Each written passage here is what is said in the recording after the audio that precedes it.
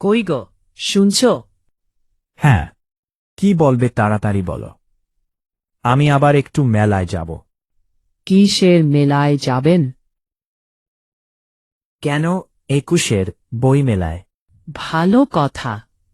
আমার জন্য একখানা বই নিয়ে আসতে পারবেন? কোন বই? আরে, শোনেন নাই?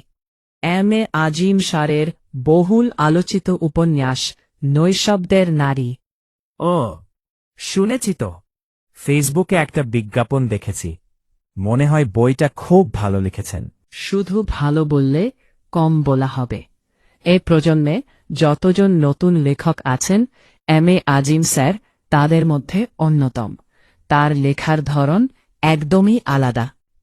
তাই নাকি? হ্যাঁ, আর জানেন, তার বই বিক্রির সমস্ত অর্থই তিনি মানব কল্যাণ দান করে থাকেন। সত্যি? এই কথা আগে শুনিনি তো। তাই বলছি, আপনি নৈশব্দের নারী উপন্যাসটা কিনে আনুন।